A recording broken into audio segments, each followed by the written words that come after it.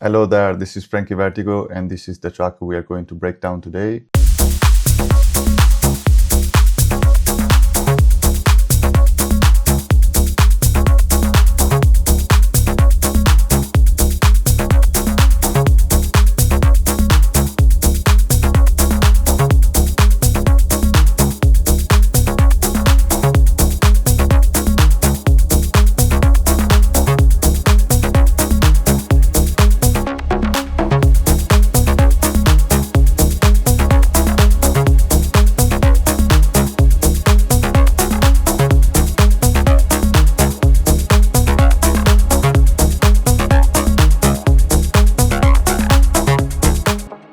So you surely got an idea. This track has been released on the mighty Stripped Recordings record label with more than 20 years of history in releasing electronic music. And many thanks Norman H for the great opportunity and for trusting my music. The first thing I would like to mention, as many of you are asking me how to improve their mixes, the first suggestion I would love to give everyone out there is to reference your track and your productions with the professionally made ones. This thing has, in the past, has really changed my point of view on mixing and mastering, and it is the best tip I have ever received. And there are many ways to use references. You can drop them in your Ableton and match the volume. There are a lot of plugins that also do this job. My favorite one, not because it's the best one, but simply because I'm used to use this one, and also because I already spent my money on it, so I get used to utilize this one. It's Adapter Metric AB, this one from Plugin Alliance, and it works great.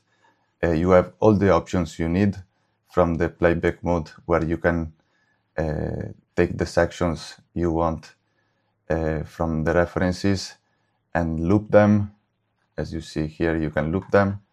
A thing I don't like is that you have just 4 available loops, but if you need more, you can simply duplicate the track and insert others. And you have the spectrum here, in which you see your track spectrum against the reference track spectrum. I love this slow refresh mode because it gives more of an overall visualization of the balance of the mix, and you can simply set as you want. You have the correlation, and once again it's showing the phase correlation of your track, and then it shows also the reference, of course, and this for all the tools you have here. You have the stereo image, dynamics, and loudness, and I always check this to be sure my track is at the same level as the reference track. This is a very important step that needs to be done quite a few times during a mix downstage, because if you turn up the bass, for example, 2 dBs, the loudness of the overall mix will be, of course, louder. And I always pick a few tracks, and I choose some elements from one track, some elements from the other, but the general idea is simply having an overall balance of the mix, and having a clear and solid reference to balance my mix. And if I have any doubts on how to mix a certain instrument, I can always reference the reference track. That very important step needs to be professionally made, mixed and mastered and produced. In this case, to my ears, all these tracks here are sounding very good, and I often use these 2 tracks from Guy J, this from Yotto, another from Yotto, and I have a few other references depending on the track I'm working on. And of course, the track you use as a reference must be in your genre, and it's better if it has similar sonic structure and similar instruments as your original you're working on. In this way, it will be much easier to reference your instruments and your balance against the reference track. And if you have any other questions about referencing, feel free to drop them in the comments. I will answer to everyone. Other plugins that do the same things, for example, reference from mastering the mix or chapter, a new one that I still haven't tried, but I would like to, because it seems pretty good, and also it adds a couple of tools that might be useful that you can find in adapter metric AB here. But anyway, you can just drop your tracks on your Ableton project and match the volume correctly and work from there, because it's, in any case, a good way to do it. I use adapter metric because it's for workflow. It's very easy, and I'm used to it, so it's just my way to reference tracks. But at the beginning, I was always putting them in my Ableton project. Then another thing I always do, you have probably see this on my previous videos, I always put a limiter on my master channel, and that's mainly to have a very raw imitation of a final master, and also as I'm gain staging as much as I can all the single channels, the overall volume is quite low without a limiter. And also this gives me a solid foundation to work with all the mix, because I always start with just the kick drum. Let's do an example. So let's open the kick drum, let's solo it. And in this case, you see it's minus 10.4 because I've set in this way. Basically, the goal is having the maximum available level for the kick drum in solo. I do in this way. I link the ceiling and the threshold. I turn down the threshold, and as you see, it goes together with the ceiling in this case. You find a spot might be good for you. As you can hear now, the kick is distorting, so I go up again.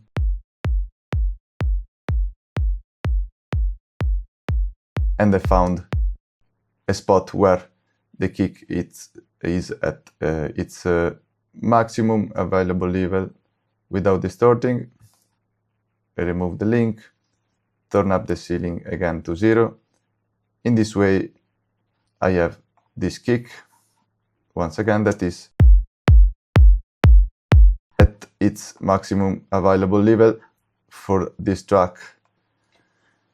This is very useful because you now have a very good foundation to balance all the other sounds against the kick drum that in house-based genres and also in techno, it's usually the most prominent sound, sometimes together with the sub bass, but I would say that the kick is still the loudest sound in a mix. So you can simply balance everything else against the kick. So another technique I use, you have probably heard about balancing quickly your mix, like in 1-2 minutes with pink noise. So pink noise is a nice tool because it has an energetic distribution that decrease, it should be 3 dBs per octave as the frequencies increase. So this is basically how the human ear also works. And sometimes against ear fatigue, you can just quickly balance your mix, putting in solo and in mono every single channel, and checking it against the ping noise.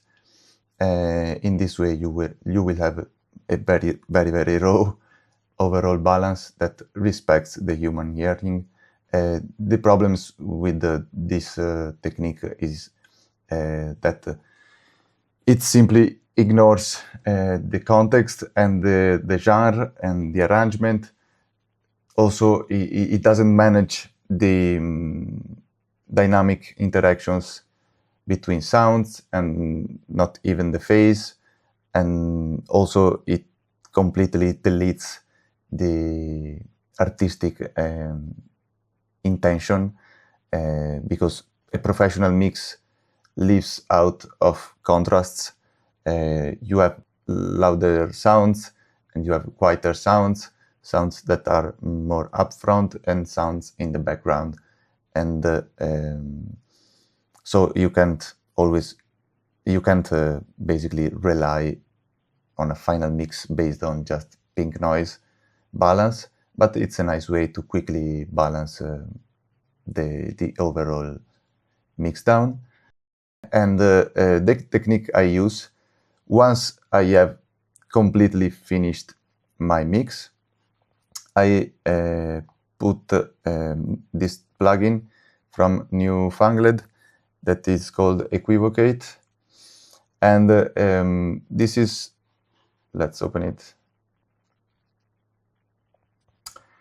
This is very good because it has many bands, 26 bands, and it is based on the MEL scale, that is basically also called human filters.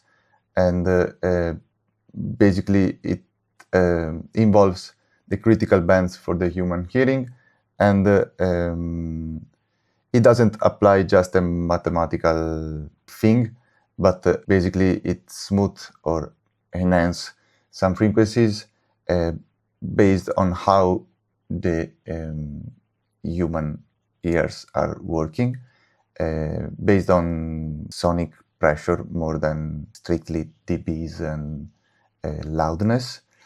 And the way I use is I put here on the sidechain, I put the pink noise I have on this first channel. I put the pink noise in sidechain, and then I use the match EQ button here in the loudest part of my mix, and just at 5%, sometimes I go to 10, and as you can see,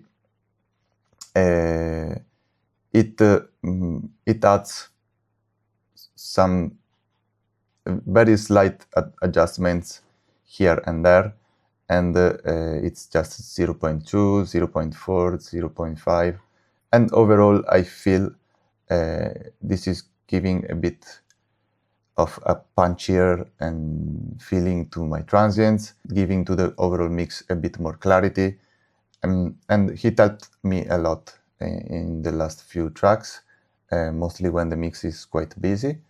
And I really love this technique. I suggest to try also with other equalizers. I love this one because it used this many bands, and also it's not just cold, but it's based on this MEL scale. And one thing I would love to mention is that as pink noise itself is quite dense here on the sub and bass frequencies, and also on very high and airy frequencies, I strongly suggest to put them on 0 and just base your gluing thing just on the mid, low mids, and the high mids range of the spectrum. And let's hear it on the full track. Now it's on. Oh, sorry, it's in solo. Now it's on.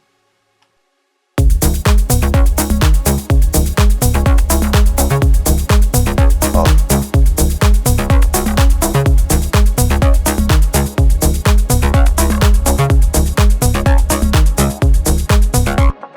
It's very subtle, but it adds that very nice punch to the transients and that clarity I want to achieve with my mixes. So let's take also a quick look to the single sounds. So the kick drum, as I have mentioned other times, I love to use samples for my kicks, and I just create my kick drums when I'm not finding a kick that fits the vibe of the track. In this case, this sample was coming from 11 Elements, the guy who collaborated with me on this track, and it was working quite good. It was just a bit clicky on the mid-range, and I fixed this with a simple equalizer. This is just for transitions. Here is cutting the volume and then cutting the low end on breakdowns. Then I have another EQ from Pop Filter, just removing through a low shelf the rumble here, down here. I love to use the low shelf in these cases because it's smoother, and it helps in case of phase issues or phase shifting. And sometimes I might use a low cut instead. It really depends on the original sound, but if you choose the right sound, you will probably don't need to cut or add a lot. And that's all for this. And then, as I told you before, there is this transient shaper removing a bit of the mid-range because this kick was a bit clicky. Remove 2 dBs.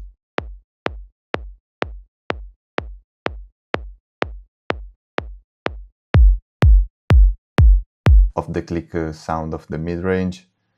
I love Neutron Transient Shaper because you can split the bands and it's very precise and clean, and you can also choose some different settings here, but the best thing for me is you can split the frequencies. Then we have a simple clap, very classic sound. The cool thing about this clap is that the first hit is without reverb and the second hit instead as a reverb. In this way it makes the whole loop and arrangement and composition less boring. Let's hear it. You can hear again the first hit is without the reverb and the second has a reverb instead. I put a very light reverb just to give it a bit more ambience, fitting the overall ambience of the track. Then once again, cutted a little bit, slightly boosted, 0.6 at around 3K to give it a bit more presence. Then I compressed just a few. And here, Fab Filter Saturn, just on the mid-side part of the sound, still to give it a bit more presence and clarity on this part of the spectrum of this particular sound. Then I'm using standard clip in art clip mode, no oversampling, to cut the unwanted peaks. As you can see, it tame just the first hit, so it levels everything on the same sweet spot, and in this way I earn probably half a dB or maybe 1 dB to the final mix down, and it's a nice technique. Of course, it has not to be overdone, otherwise you will mess all your transients, and I mostly use on claps, sometimes on groups, percussions groups, hi-hats, and that's all more or less.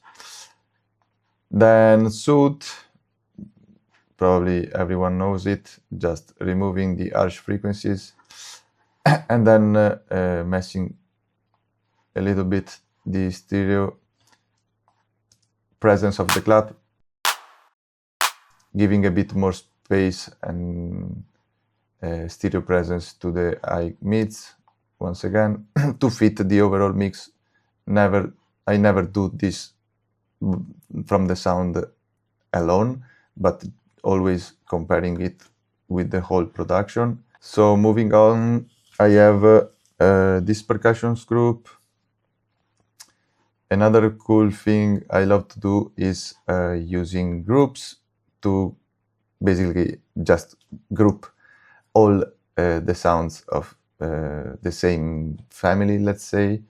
In this case, I have all the percussions, then I have all the high percussions, hi-hats, shakers, tambourines, whatever, all the basses, the stabs, leads, and harmonics, pads, and effects. And this gives me a bit more control on the whole group. And the chain is always the same, compressor, exciter if needed, equalizer on the group. In this case, I also used a clipper because probably some of the percussions on the group had some unwanted peaks. And then sidechaining, taking just the click of the kick. And also in this case, sidechaining with the clap. So it grooves with the track, basically. And let's hear the single sounds quickly. These are quite simple, actually. And so let's start from the tom.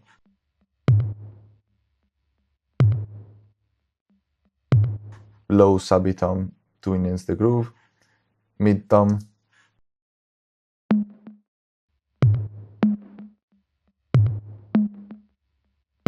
Rim percussions. So this has a nice thing inside that is this acoustic cascade that is basically a flanger or some sort of simulation of a flanger. And the nice thing is that to keep the interest throughout the track, I'm automating the feedback and the drive wet knob. So I can have, mostly on breakdowns, I can have this enhancement in energy to then drop again to the dry or almost dry version of the sound. And also when it's not in the breakdowns, it's at 17% in any case, because this, as you can see, as a rate, it moves following this shape, and it goes up and down during the entire arrangement. In this way, the sound is not always the same, but it's slightly and slowly changing, keeping the interest high during the composition. Let's hear, for example, this breakdown.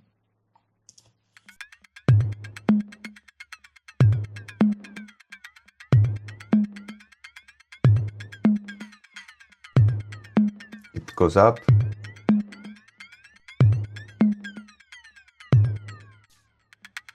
And then it drops clean. But as you can hear, it's still moving.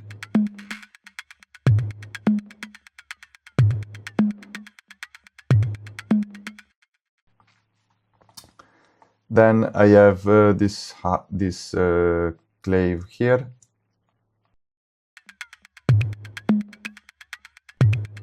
Very simple sound, still enhancing the attack of the toms. And then I have this percussion.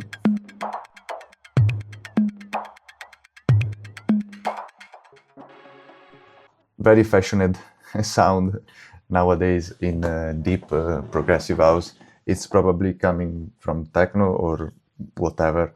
I really love this noisy industrial sounds, and I often use in my tracks. So let's hear the initial sound without any effect on it. So it's just some sort of wood percussion, almost a snare. And then I added this vocoder making it noisy.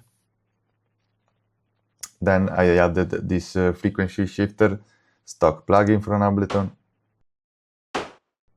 making it a bit dirtier. And then I added this auto filter managed by this LFO Max for Live stock plugin from Ableton.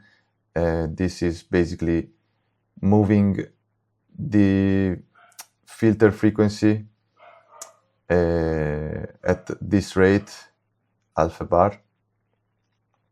In this way, the sound is more unpredictable and less boring once again.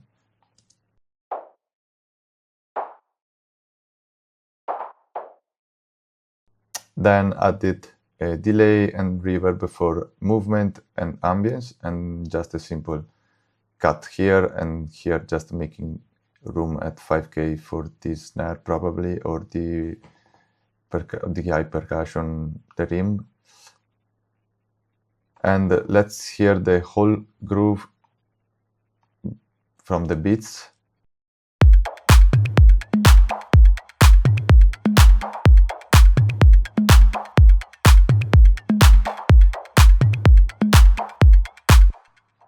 Nice. Then we have the hikes, as I told before, grouped all together. And a nice technique I use always 100% times on my hike percussions is to compress them a little bit. And then, as I love my high-end percussions to be quite upfront in the mix and very present, but at the same time also airy and crispy, I use this overdrive linked together with an utility, basically just to turn down the volume, because the overdrive is making them louder. But as I use the gain staging technique, I don't want them to be louder, because this will simply fake a better presence, but I still want them to be at the same volume as before, but I want to hear what exactly the plugin is making. I may use the overdrive Ableton stock plugin, or I may use a tape simulation or an exciter, all distortion plugins basically. And they all do the same things. They add harmonics, they compress a little bit, and they make my high percussion a bit more present in the mix. And in this case, I love this one because you can select the frequencies you want it to work with, and you can also select the tone of the overdrive, and then you can use this dynamic button here to choose in which percentage you want the plugin to keep the original transients, or if you want to compress more, you can turn this down.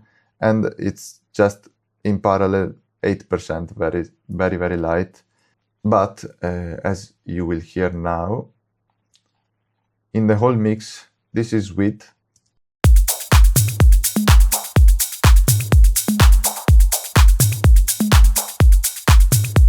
And this is without.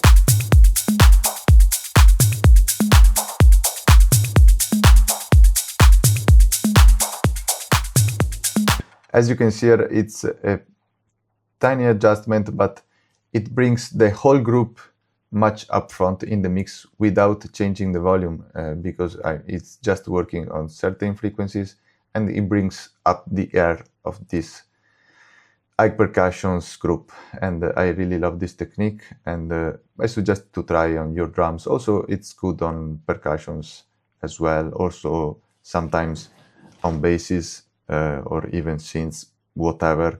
I use just on my high percussions, but it's good in any case, if you use carefully, of course. Then again, sidechain with the kick, same amount of attack, still taking just the click of the kick and then the clap to groove all together. Let's also have a quick look to the single sounds here. This is just an offset shaker. Then in the parts I wanted more energy, I added this open hat. Then I have a 16th shaker that probably was missing to my ears a bit of attack, so I also added this closed hi-hat just for the attack of the sound. Let's hear before without it.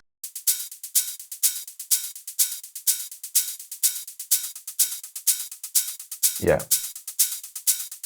And then also because I wanted a driving feel to the track, I added these shakers.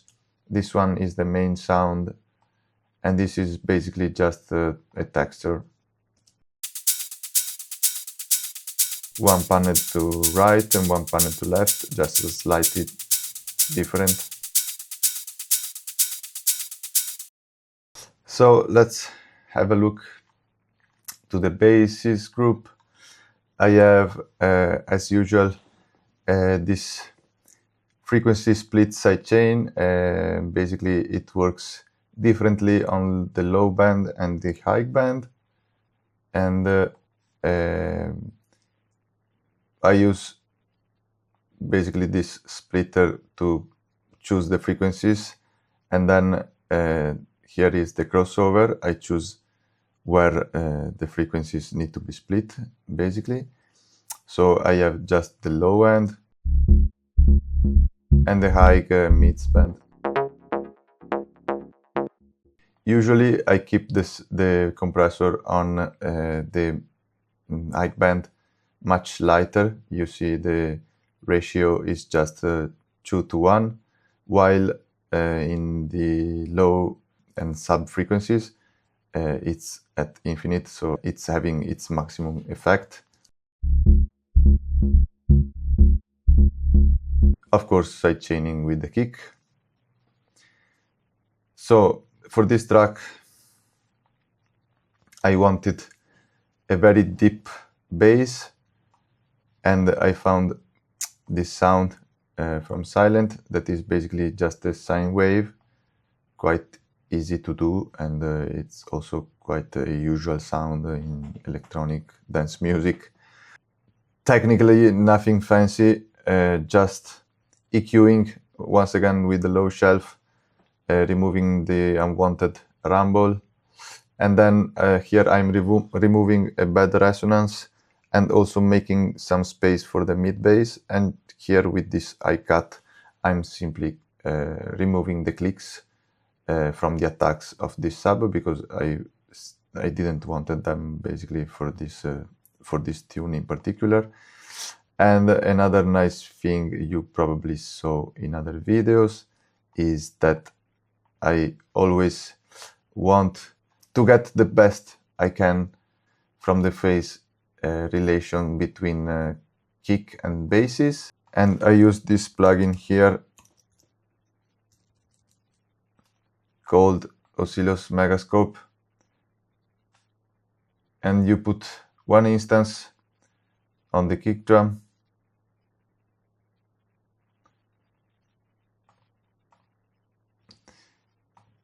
you need to check the latency.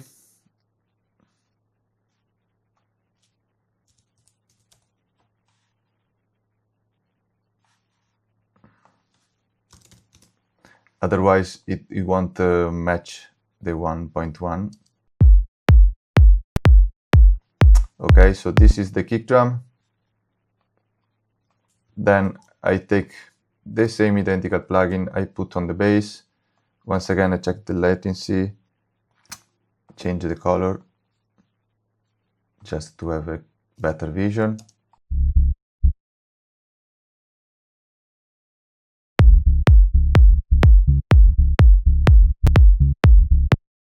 So as you can see, I try to get the most out of both sounds.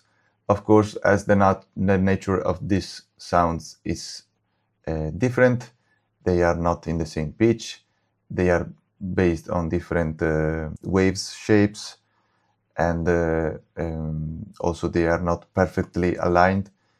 You cannot, unless they are two sine waves, you cannot perfectly align them together, but I tried different positions until I found the best visually, but mostly hearing it, the best way possible to coexist together.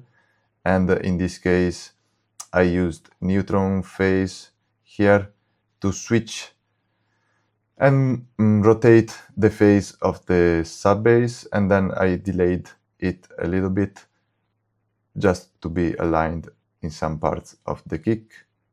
And then, of course, I also have sidechain. In this case, I put the plugin on the bass, so it isn't seeing the sidechain, but it is there. Probably it is removing completely this part here, that is the click of the kick, and then it aligns all this part. And I do the same thing, if necessary, with all the other basses, also the mid bass, and in this case probably also with the toms, the low toms, the subby toms here. In this way you will have a very punch, clear and clean bass on your track, almost perfectly speaking with your kick and your drums, and this will translate much better in big sound systems and also on small speakers, Bluetooth speakers, phone speakers, or shitty headphones, whatever. It will sound good almost everywhere. Of course, if it's balanced and if it's the right sound for the track. And what else here? Let's take a look to the mid bass. It's coming from the Minimoog, and here I recorded a short loop from the plugin itself. As the Minimoog, it's a simulation of an analog synth. It isn't that stable, and so I simply record a short section, and then, as you can see, I loop through the whole arrangement. And in this case, after recording the part I wanted, I also added some saturation to bring out a bit more harmonics and distorting a little bit this bass, because I wanted a nasty sound with this track.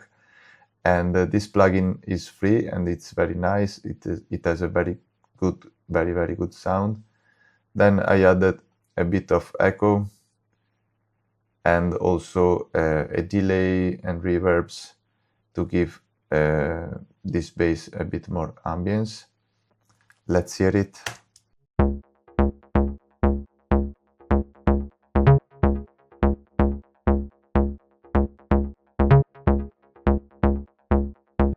In this case, I cut quite a lot of the low end part, again with the low shelf, and removing a little bit of 200 Hz here to make room for the mid tom and for the low tom.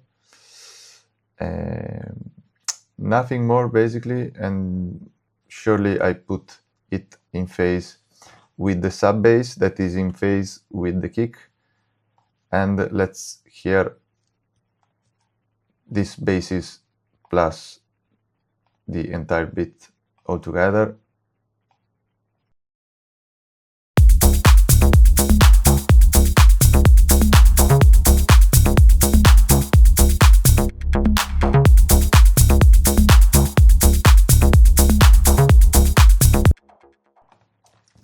The MIDI is quite simple actually, and it goes exactly as the sub bass, and the loop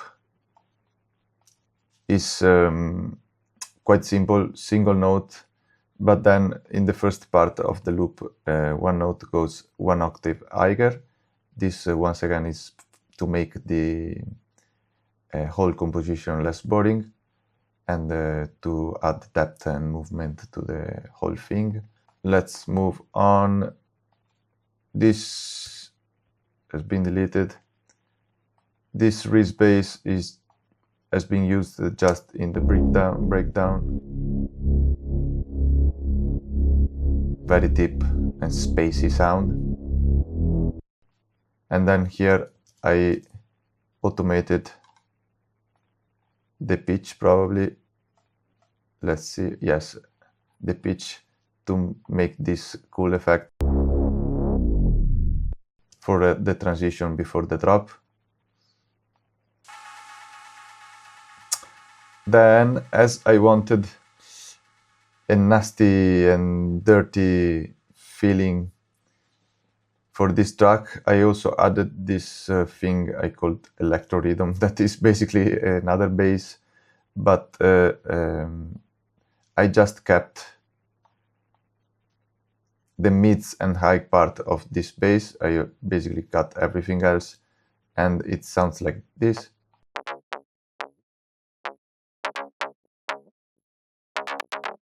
It opens to add energy.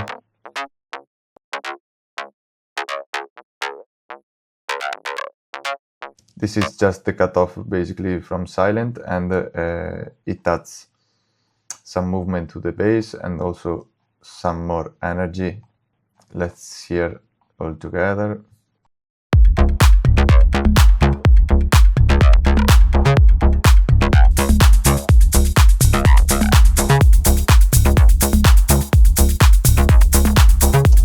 Making the track almost bouncy, very good. And then also to add a bit of hypnotism and a bit more depth to the track, I also added this sound here.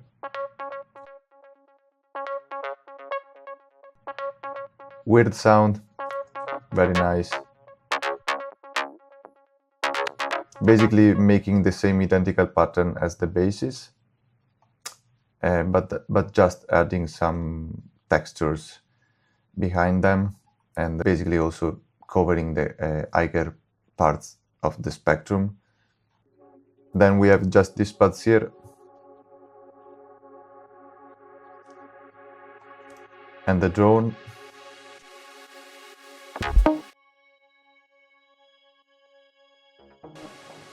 Hypnotic, gluing the whole arrangement together and all the sounds, and also adding some harmonic contest to the melodic composition basically. And a nice thing here is this one, to enhance the stereo presence of this pads group, so together the pad and the drone. I used Saturn, and on the high part of these sounds I put this in mid-side mode, and I turned up the volume of the sides only and turned down the volume of the mids. And then I also equalized the sides here, giving them a bit of drive and a bit of air and presence in the high part of the spectrum. In this way I have a wide sound without messing up the phase too much, and it sounds like this in solo.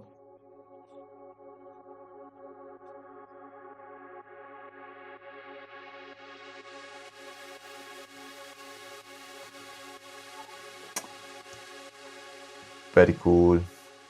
Then as I am a melodic guy, I added also this melodic hook here, that is basically a simple arpeggio, but the first part of the loop is repeating itself, but then in the last bar here is changing the notes a little bit, so it goes like this. Really love this sound. Also opening the filter,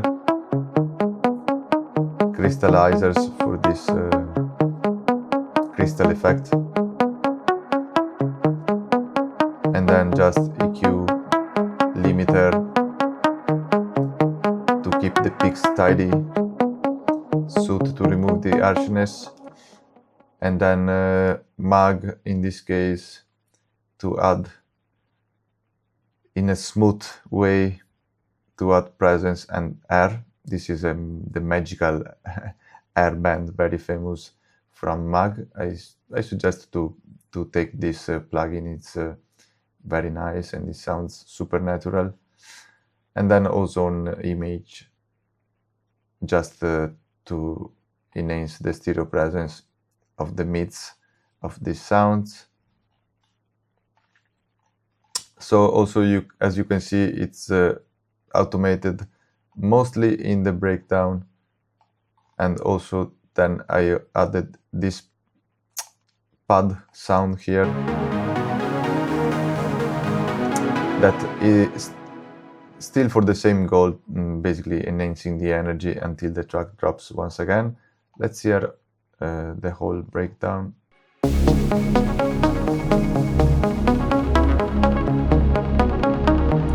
Automating this frequency echo.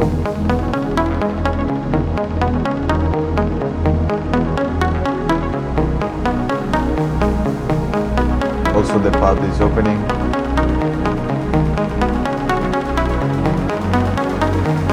Snare rolls.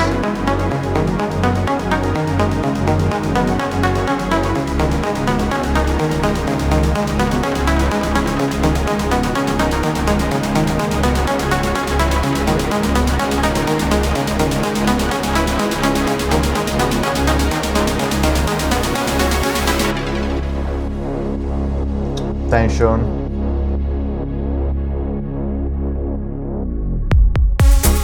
Drop.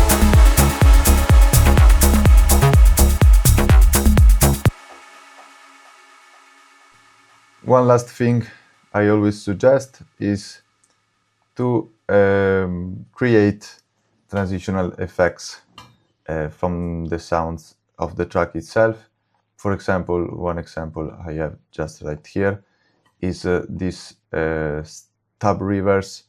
The stub is this one. I just took the first note, I exaggerated the reverb and the delay here. Probably I also freezed, I don't remember, but I guess I was freezing it. And then I recorded on another channel. I put it in reverse, automated the volume, so I have this smooth transition from no sound here to the sound itself that otherwise was sounding to my ears a bit abrupted. Very nice transition.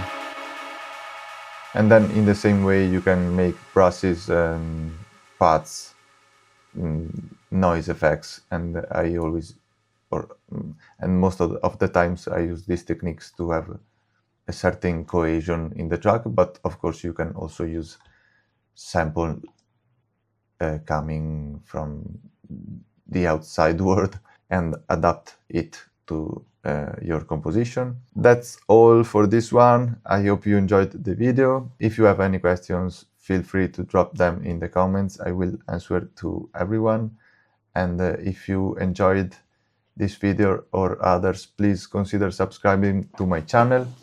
I also just opened a new Patreon channel in which you will find this project here and also others, and it's the best way to support me, to support the channel, and also to push me to make more videos like this one. So yeah, that's all. Till the next one, it was a pleasure.